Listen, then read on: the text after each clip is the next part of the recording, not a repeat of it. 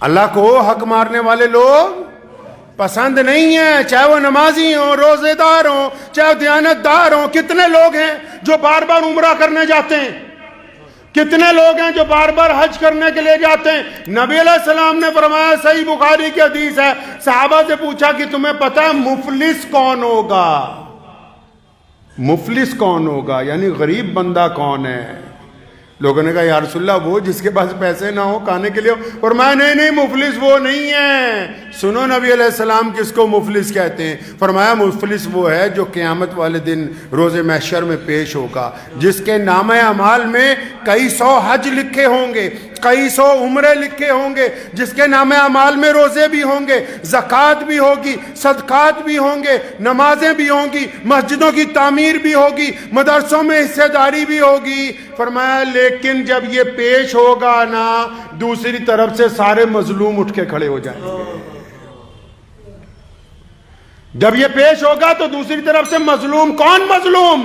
گھر کے نوکر جن کا حق مارا گیا، مزدور جن کا حق مارا گیا، پڑوسی جن کی جگہ پر ناجائز قبضہ کیا گیا، وہ لوگ جن کو ناجائز گالی دی گئی، جن کی سر بازار بیزتی کی گئی۔ فرمایا وہ سارے اٹھ کے کھڑے ہو جائیں گے کہ یا اللہ یہ بندہ تو ہمارا مجرم ہے۔ دنیا میں ہم کمزور تھے، بول نہیں سکتے تھے، تو کیا ہوگا پھر؟ اللہ تعالیٰ فرشتوں کو حکم دیں گے اچھا ان کا حساب برابر کرو بھائی۔ اب جیسے کوئی آیا کہ اللہ مجھے گالی دی تھی سرے بازار، میرا قصور نہیں تھا، لیکن یہ گھمنڈ میں تھا، اس کو شوق تھا لوگوں کی بے عزتی کرنے کا۔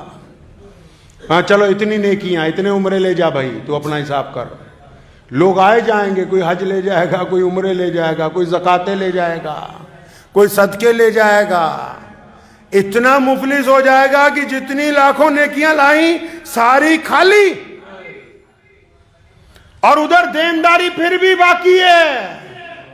دنیا میں جب دینداری کھڑی رہے تو بندہ مکان بیچ دیتا ہے، کرائے پہ چلا جاتا ہے، بعض اوقات دینداری پھر ختم نہیں ہوتی۔ یہ سب کچھ دے دے گا، دینداری باقی رہے گی۔ فرشتے اللہ سے پوچھیں گے یا اللہ اب کیا کریں، دیندار تو اب بھی کئی باقی ہیں۔ دیکھو کیا دردناک منظر ہوگا، حکم ہوگا کہ پھر کیا ہوا؟ اگر اس کے پاس دینے کے لیے کچھ نہیں ہے تو جو ان کے گناہ ہیں اس کے کھاتے میں ڈالتے رہو، ان کو خالی کر کے بیچتے رہو۔ سستا سمجھتے ہو؟ محمد الرسول اللہ صلی اللہ علیہ وسلم نے فرمایا جس نے دنیا میں کسی کی جائیداد پر، کسی کی زمین پر، اور جائیدادیں چھوڑو، رسول اللہ نے بات کمال کی ہے۔ پیارے نبی علیہ السلام نے فرمایا جس نے ایک بالشت، ایک فٹ جگہ، ایک انچ جگہ، جس نے ایک قدم کی جگہ، جس نے بس 4 انچ جگہ، فرمایا جس نے ناجائز قبضہ کر لیا کسی کی جگہ کے اوپر، قیامت کا دن ہوگا۔ دنیا میں تو ذلیل ہوا ہی ہوا، دنیا میں تو اس لیے ذلیل ہوا، پڑوسی کہتے ہیں دیکھو دبنگ ہے، ہماری جگہ پہ قبضہ کر لیا، ہم کچھ کہہ نہیں سکتے۔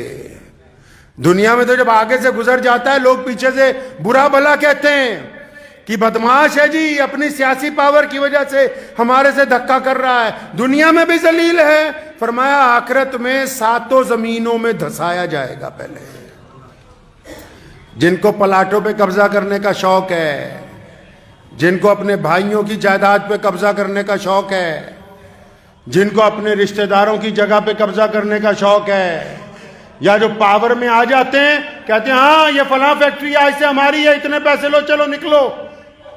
پاور میں آنے کے بعد کہتے ہیں کہ یہ فلاں جگہ ہمیں پسند آ گئی، نکلو۔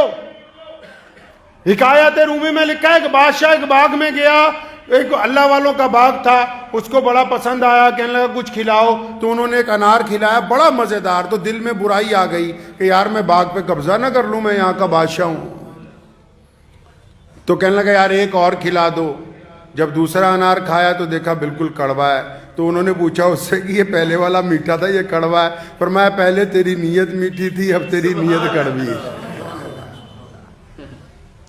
تو جو لوگ دوسروں کی جائیداد پر قبضہ کرنا چاہتے ہیں اس امید پہ کہ یہ مر جائے، ان کا بٹوارا ہو جائے، ہم قبضہ کر لیں گے، تو نبی علیہ السلام فرماتے ہیں قیامت کے دن اس بندے کے لیے زمین کا طوق بنائیں گے۔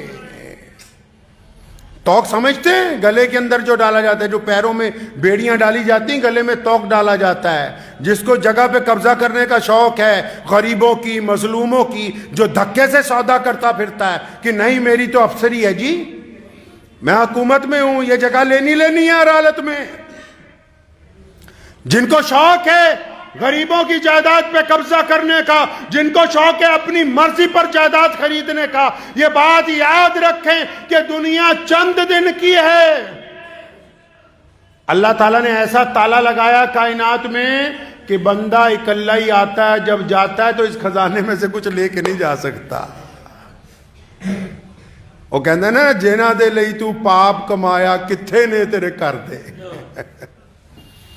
جس اولاد کے لیے جائیداد اکٹھی کرتا پھرتا ہے، جس بیوی کو آرام پہنچانے کے لیے لوگوں سے ٹھگیاں مارتا ہے، جس جھوٹی حیثیت کو بنانے کے لیے کسی کی جائیداد پہ قبضہ کرتا ہے، نبی علیہ السلام نے فرمایا توق بنائیں گے، زمین کا توق، 7 زمینوں کا توق اتنا وزنی ہوگا کہ جب گردن میں پہنایا جائے گا گردن ٹوٹ جائے گی. اور کیا کہیں گے فرشتے کہ تجھے بڑا شوق تھا لوگوں کی زمینوں پر قبضہ کرنے کا، تیرے اندر بڑی امنگ تھی کہ ہاں مجھے تو پراپرٹی چاہیے، پراپرٹی پر قبضہ کرنا ہے، پڑوسی کا مکان خریدنا ہے، سامنے والے کا خریدنا ہے، دائیں والے کا خریدنا ہے، چاہے مقدمے ڈال کے خریدا جائے، چاہے پریشر کے ساتھ خریدا جائے. فرمایا بڑا تجھے شوق تھا نا کہ ہمیں زمین چاہیے، تو لو ابھی اس زمین کا مزہ چکھو. میرے والد صاحب شیر اسلام مولانا حبیب الرحمن لدھیانوی رحمۃ اللہ علیہ اکثر ایک بات کہا کرتے تھے. کوئی آ جاتا کرایہ دار، شروع میں بہت مسلمانوں نے مکان کرائے پہ یہاں لیے ہوں گے جو مائیگریٹ ہوئے، تو کسی نے آ جانا، لوگ اپنی قوم کے حساب سے جواب دیتے ہیں، لیکن محمد رسول اللہ کی سنت کیا ہے؟ اللہ اور اس کے رسول کے مطابق جواب دو. جو اس لیے فیصلہ اپنے حق میں کرنا چاہتا ہے کہ یہ مسلمان ہے میں مسلمان ہوں، یا یہ ہندو ہے میں ہندو ہوں، یہ سکھ ہے میں سکھ ہوں، یہ دلت ہے میں دلت ہوں، یہ جینی ہے میں، اس لیے فیصلہ اپنے بندے کے حق میں کرنا چاہتا ہے کہ ہم مذہب ہیں تو پھر وہ مذہبی نہیں ہے. تو مجھے یاد ہے والد صاحب رحمۃ اللہ علیہ کے پاس بہت سارے لوگ آتے تھے کرایہ دار کہ مولانا صاحب ہم فلاں جگہ اتنے سال سے کرایہ دار ہیں، اب مالک مکان کہتا ہے خالی کر دو. اب وہ کس امید کے ساتھ آتے تھے کہ شاہی امام صاحب کو ملنے جا رہے ہیں، یہ تو مسلمانوں کے ہمدرد ہیں، یہ کہیں گے کیسے خالی کر دو بھائی، اسٹے لے لو، کمشنر کو کہتے ہیں.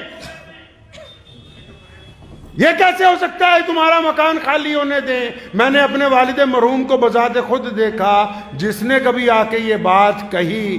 آج دنیا میں ایسے ہزاروں کرایہ دار ہیں جن کے مالک مکانوں نے ان کو اس دور میں دکان مکان دیے جب وہ کچھ بھی نہیں تھے، جب ان کے پاس کھانے کے لیے روٹی نہیں تھی. آج کروڑوں پتی بھی ہو گئے، پھر بھی مالک مکان کی جگہ دبا کے بیٹھے ہوئے ہیں.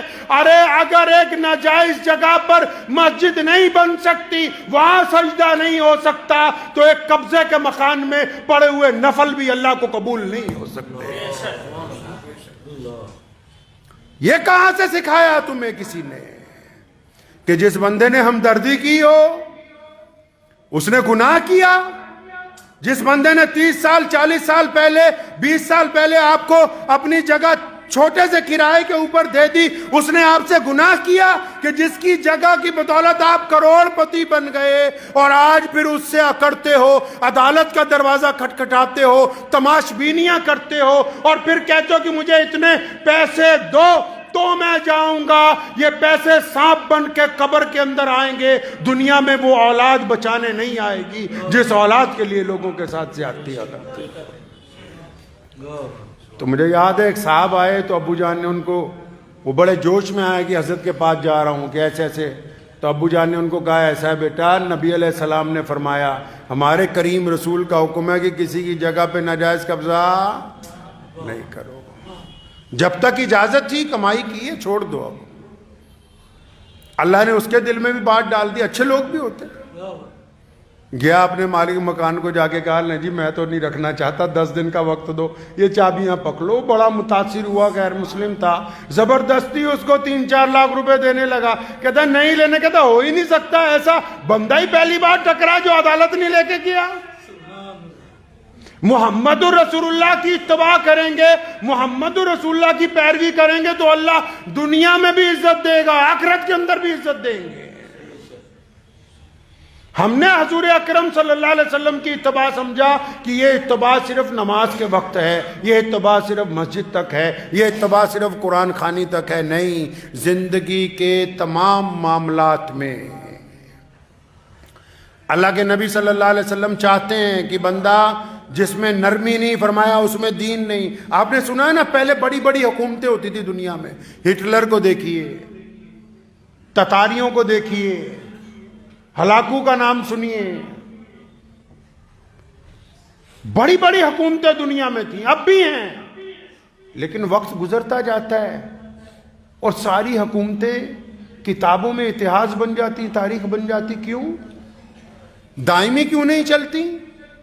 دائمی کیوں نہیں چلتی؟ کیونکہ اللہ تعالیٰ اس وقت تک مہلت دیتا ہے جب تک بندہ ظلم کی انتہا نہیں کرتا۔ اللہ تبارک و تعالیٰ کو ایک نام بڑا پسند ہے، اس کا نام ہے المتکبر، یعنی غرور کرنے والا۔ اللہ کے جو 99 نام ہے نا، ان میں ایک نام ہے المتکبر۔ فرمایا میں غرور کرنے والا ہوں۔ کون؟ اللہ غرور کرنے والے ہیں، اور یہ صفت اللہ نے فرمایا صرف ساڈی ہے، اور کسی دی نہیں۔ دنیا میں جب کوئی بندہ اللہ کی اس صفت کو اپنانا چاہتا ہے اور پھر غرور کے ساتھ چلتا ہے، زمین خدا کی اور خدا کا بندہ اس زمین پر جب اکڑ کے چلتا ہے پھر اللہ کو پسند نہیں آتا، اللہ کو وہ بندہ پسند نہیں آتا۔ تبھی تو آپ نے سنا کہ بڑے بڑے خاندان، بڑی بڑی حکومتیں، بڑے بڑے کاروبار تاریخ کا حصہ بن گئے۔ لوگ آج پڑھتے ہیں کہ وہ بھی ہوتے تھے۔ کیوں بن گئے؟ کہ جب طاقت کے ذریعے غلط کام کرنے شروع کیے تو جب کہتے ہیں نا گناہوں کا گھڑا بھر گیا تو پھر وہ پھوٹ گیا، اب دنیا میں کوئی نام لینے والا بھی نہیں ہے۔ تو اس بات کو ذہن نشین کر لیں، جب گھر میں بٹوارا ہوتا ہے نا، سونے رسول صلی اللہ علیہ وسلم نے آرزو کی تھی، پیارے رسول نے فرمایا تھا 1450 سال پہلے، حضرت ربی رضی اللہ تعالیٰ عنہ تشریف لائے، یا رسول اللہ میری 2 بہنیں فلاں بھائی کے پاس اتنی جائیداد چلی گئی، دنیا میں کوئی قانون نہیں تھا۔ رسول اللہ صلی اللہ علیہ وسلم فکر مند ہوئے، اللہ نے قرآن پاک میں میراث کے اوپر باقاعدہ آیات نازل فرمائی اور یوں فرمایا کہ میرے محبوب میری وصیت ہے کہ بیٹیوں کو جائیداد میں سے حصہ دینا ہے۔ جب باپ مر جاتا ہے تو سارے بیٹے تیار ہو جاتے ہیں اور بیٹی کا کوئی نام لیتا نہیں، نہیں بہن کو کچھ نہیں دیں گے۔ اسلام نے کہا بہن مالدار ہو یا غریب ہو، دونوں صورتوں میں،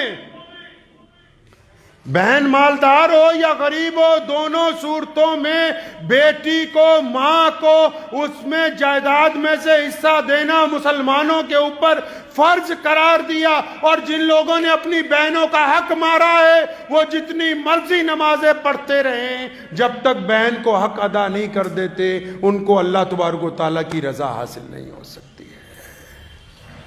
تو جب جائیداد کا بٹوارا کرنے جاتے ہو تو بہنوں کا خیال رکھا کریں، اور یہ جن پراپرٹیوں پر قبضہ کر کے خوش ہوتے ہو یا جن مالک مکانوں کے خلاف اسٹے لے کے خوش ہوتے ہو کہ ہم نے بڑا کمال کر دیا، کمال نہیں کیا۔ زندگی میں ایک چیز کی گارنٹی نہیں ہے، باقی بہت چیزوں کی 100 سال کی گارنٹی ہے۔ یہ عمارت جس نے بنائی اس نے سوچا ہوگا 500 سال چلے گی، لیکن یہ 1000 سال چلے گی، اس کی گارنٹی۔ ابن صفی نے ایک بڑی خوبصورت بات لکھی، اس نے کہا انسان جب پلاننگ کرتا ہے نا تو اس ساری پلاننگ میں ایک چیز بھول جاتا ہے۔ کون سی؟ پلاننگ کرتا ہے کہ شادی کروں گا، بچے ہوں گے، کوٹھی بناؤں گا، فیکٹری بناؤں گا، فلاں جگہ گھومنے جاؤں گا، یہ کپڑے خریدوں گا، فلاں ہوٹل کے اندر جائیں گے، فلاں کار خریدیں گے۔ کہتا ہے ساری پلاننگ تو فٹ ہوتی ہے، بس یہ بھول جاتا ہے کہ اس پلاننگ میں کسی موڑ کے اوپر موت کھڑی ہوئی ہے، جب وہ آ گئی ساری کی ساری پلاننگ ختم ہو جائے گی۔ پلاننگ میں موت کو بھول جاتا ہے، اور یہ کھڑی ہے اپنی جگہ۔ سارا دن بار بار آواز مارتی ہے بندے کو کہ میں آ رہی ہوں، تیاری رکھو، تیاری رکھو، اللہ کے حضور پیش ہونا ہے، قبر میں جانا ہے، مر کے اللہ حضور کو جواب دینا ہے۔